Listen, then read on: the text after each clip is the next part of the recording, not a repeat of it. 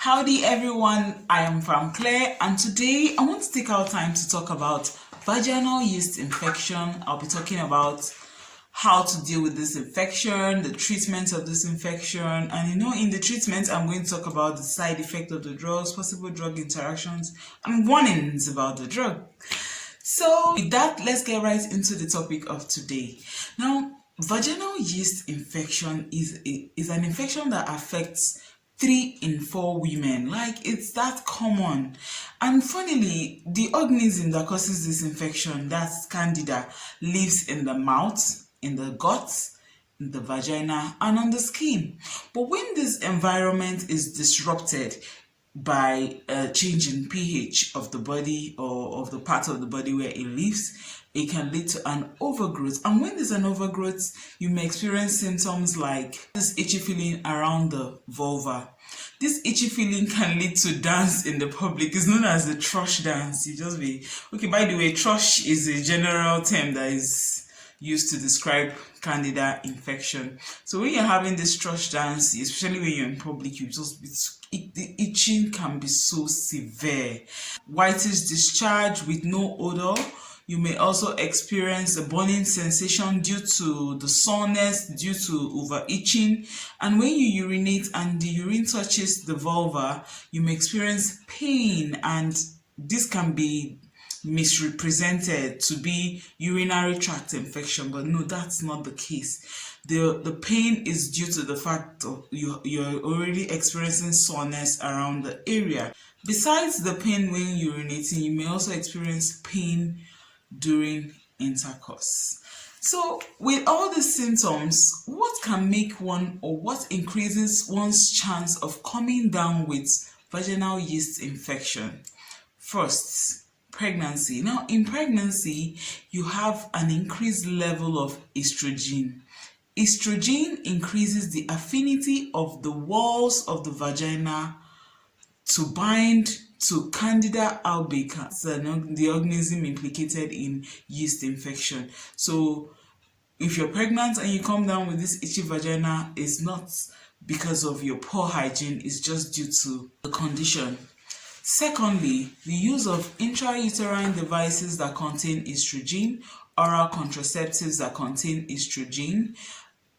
DM, that's diabetes mellitus, increases one's chance of coming down with itchy vagina. Fifthly, if you have any immunosuppressive disease condition like HIV, and also immunosuppressive medicines can also predispose one to coming down with this infection. Immunosuppressive medicines like your prednisolone, your steroids, basically, all these can increase one's chance of coming down with vaginal yeast infection. Besides the drugs, the medicines, and the condition, that's the HIV, you may also come down with this infection if you usually wear tight-fitting underwear or tight-fitting clothing.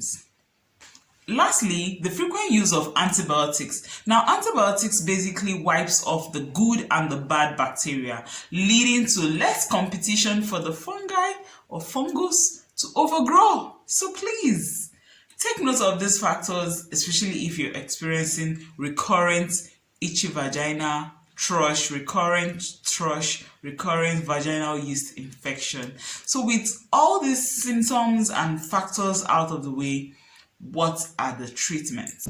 Pharmacists, doctors in the house, watch to the end of this video so you will know the new drug used in the treatment of vaginal yeast infection. With vaginal treatments, you have your pessaries. Those are the tablets that you have to insert. Please insert the tablet into the vagina and leave it there. You don't need to put it there and bring it out or whatever.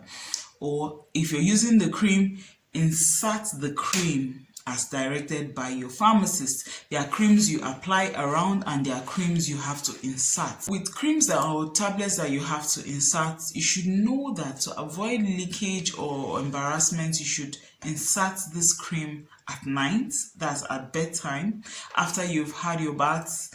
Whenever you use your applicator filled with the cream, before inserting it. When you insert, when you're done with the applicator, please clean it up. It's not advisable to use your applicator and then you just put it back in the pack and then the following night you do the same thing. Sister, obviously you would just be worsening your condition. So please, when you're done with the applicator, clean it. And if you're going to meet your partner with a condom, you should know that these creams weaken the condoms. And then if you don't want to get pregnant, basically just use other means of contraception, but not condoms or diaphragms, because these can be weakened by your medication. Thirdly, you should use this treatment, this cream, this pessary, even during menstruation. Don't stop your therapy because you're menstruating. These medicines can be used even during menstruation. As regards the oral treatment of vaginal yeast infection, we have the imidazoles. Yes, the azole family is used in the treatment of this infection. We have fluconazole. And then for the new drug that has been introduced, in fact, it was introduced as recent as June 2021. Yes, you heard me right, June, like a few months back. If you're watching this video in 2021, this is September. So the name of this drug is Ibrexafungerp. Repeat after me. Ibrexafungerp. This medication basically affects the cell wall of this fungi. So please, medical professionals out there, watch out for this new medication because it's currently in use in the United States of America. Back to the azoles. What should you expect if you're taking fluconazole? Firstly, fluconazole basically helps to stop the growth of the fungi, and it shouldn't be used in women that are pregnant and within the 7th and the 22nd week. Some studies have shown that it causes miscarriage, that's spontaneous abortion. So if you're taking this medication, you may experience side effects like headache, nausea, vomiting, dizziness, skin reaction. Special warnings that come with fluconazole. Firstly, if you're taking some drugs like clopidogrel, it may decrease the level of this drug because of the way it affects the enzymes involved in the metabolism of this drug. Secondly, it may increase the level of your simvastatin, omeprazole, tamsulosin, tadalafil, diclofenac, simvastatin. So if you're taking these medications, you may experience more side effects because when the amount of the drug in your system is increased, definitely you may come down with more side effects and even more beneficial effects depending on what the situation is. Thirdly, if you're taking drugs that prolong QTC interval, you don't need to understand this jargon, but my co-medical professional understand what's QTC, how detrimental the prolongation of QTC interval is. So if you're taking medications that increase this interval, medications like clarithromycin, erythromycin, azoles, those are the other itraconazole, ketoconazole, haloperidol, and amitriptyline. All these drugs should not be taken with fluconazole. That is the importance of taking whatever medication you're taking to the hospital or to the pharmacy so that your pharmacist or your prescriber would know what you're taking to prevent future drug interactions. You should let your prescriber know if you are hypersensitive to this medication.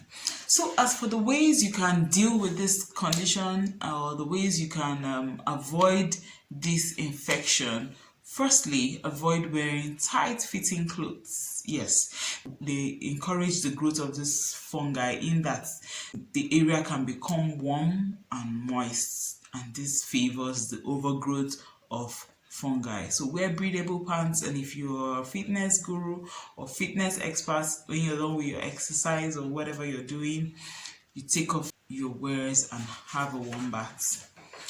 Don't double dip. What I mean by double dipping, that is the anal to vaginal sex. If you just be introducing the yeast from the anus to the vagina.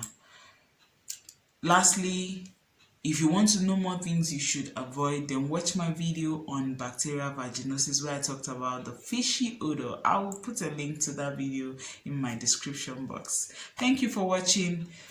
Share, subscribe, and put on your notification bell. Until next time, stay healthy, stay happy, stay informed.